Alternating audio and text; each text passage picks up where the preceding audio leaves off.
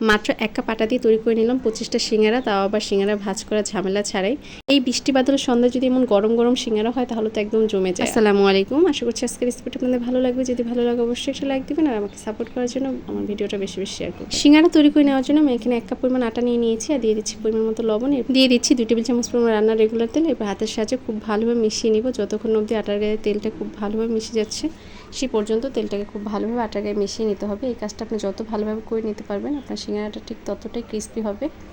যখন হাতের মাঝে চাপ দিলে এরকম দলাকার বলের মতো তৈরি হয়ে যাবে আর আঙুলের সাথে চাপ দিলে ভেঙে যাবে, সেই পর্যায়ে বুঝতে হবে যে আটার গায়ে তেলটা ভালোভাবে মিশে গেছে।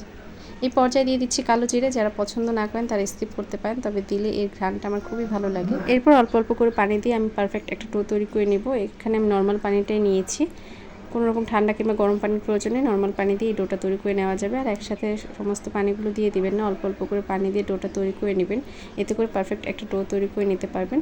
ডোটা তৈরি হয়ে গেছে, এবারে প্রতিটি অংশগুলো ঘুরিয়ে এক জায়গায় এনে এরকম দলাকার বলের মতো তৈরি করে নিচ্ছি। আর দেখেই বুঝতে পারছেন আমি কিছুটা হার্ড একটা ডো তৈরি করে নিয়েছি। এবার এটাকে সেট হতে দিয়ে আমি এখানে চুলায় একটা প্যান বসিয়ে নিয়েছি, এর ভিতরে পুরোটা রেডি করে নেওয়ার জন্য তার মধ্যে দিয়েছি 2টা পেঁয়াজ কুচি, দিয়েছি সামান্য পরিমাণ আদা রসুন জিরা বাটা আর কিছুটা পরিমাণ মরিচের গুঁড়া, হলুদের গুঁড়া, ধনিয়ার গুঁড়া, পরিমাণ মতো লবণ দিয়ে মশলাটাকে খুব ভালোভাবে কষিয়ে নিয়েছি।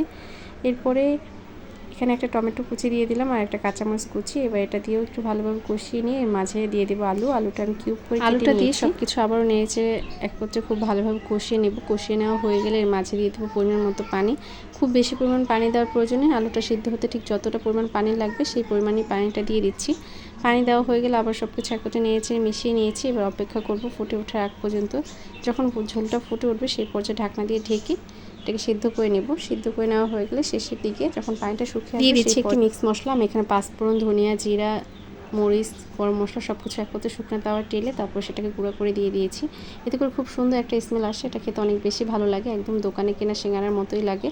এবার ডোটা সেট হয়ে গেছে, সেখান থেকে একটা লেচি নিয়ে নিয়েছি, তা দিয়ে একটা রুটি তৈরি করে নিলাম। এবার রুটিটাকে আমি 8 ভাগে ভাগ করে নেব। আমার 1 কাপ আটাতে 3টা লেচি হয়েছিল আর একটা রুটি দিয়ে আমি 8টা সিঙ্গারা তৈরি করে নিচ্ছি।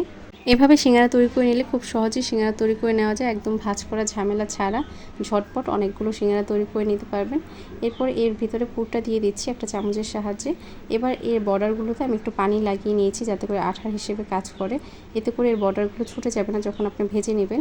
এবার সিঙ্গারা ভাঁজটা দিয়ে নিলাম, খুবই সহজ। একটা কোণা টেনে অন্য কোণার সাথে লাগিয়ে 3টা কোণা একসাথে লাগিয়ে একটু মুড়িয়ে নিলেই হয়ে যায়, সেটা দেখেই বুঝতে পারবেন।